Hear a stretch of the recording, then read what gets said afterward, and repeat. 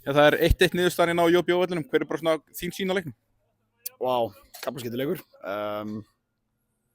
Grindavík Njarðvík, ef við byrjum, við fáum Ólaf fær dauðafæri, þær fá dauðafæri, við fáum gott færi, þær fá 3 dauðafæri, skora einu af þeim. Þannig að þú veist, þær byrja, fyrstu 15 mínúna var samkvæmt leikplani, eins og við settum leikinu upp og þá ætlum við bara að setja í rock and roll og fara með fram og tilbaka. Þær voru 1-0 yfir eftir þann kafla og svo svona hægt og rólega dó þetta pínu fyrir áleik svona leikurinn. Það var svona flæðið og ákjæðin báðum liðum einhvern veginn var aðeins minni og leikurinn lokaðist. Það var taktískari fyrir vikið. Svo fannst mér bara seinni bara mjög góður okkar áleik. Mér fannst við bara mjög öflugar seinni áleik. Bönkum bara fast, alltaf fastar og fastar. Endanum þegar bankar svona fast, þá hljóti tinnar opnast og það gerist inn í lokin. Þannig að mér fannst þetta bara að vera einhver liti verðskulda en ránaði með mitt lið og mína stelpur að rátt orkustíð okkur og það er erfitt að koma hérna. Við erum að spila á móti bara alveg lið. Grindavík Njarðvík eru mjög öflugar. Hæst possession based lið í deildinni hingað til og bara góðar. Þannig að Gylfi er búinn að vinna bara algjört hvað ekki í þessu bæjarfélögum því að þær eru eitt best spilandi lið í deildinni í dag, þannig að koma hérna og taka stig við bara ánægð með það.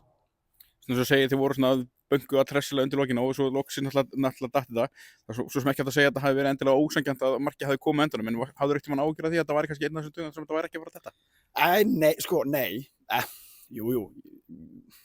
Mér fannst bara trúinu stelpunum bara verið til staðar. Ég fann það bara á þeim. Þú veist, þær voru bara orkustig, þær héldu orkustigin út alla leikinn og þær gáðust ekki upp.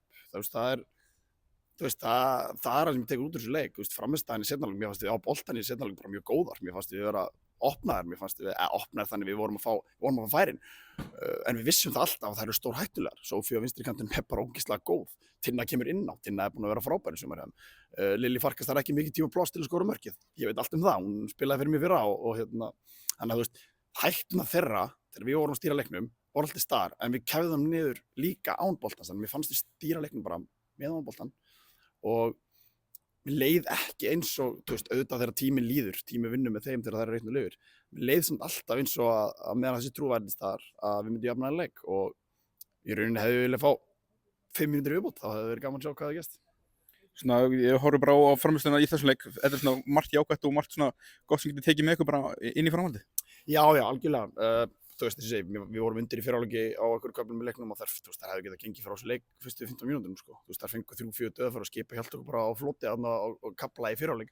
Og ég vissi það fyrir leikinn, hvernig ég var að setja leikinn upp, að þetta yrði fram og tilbaka. Þetta yrði örugglega opið og ég get alveg nagað með handabiki fyrir það sjálfur, að hafa kannski bara verið aðeins passívari og leyft þeim að koma aðeins meira. Mér fannst, við gerum jafntefli við Þór Káa, ég var hundfull eftir þann leik.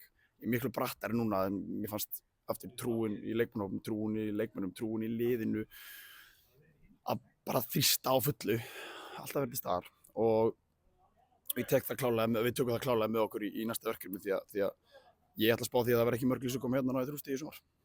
Takk fyrir.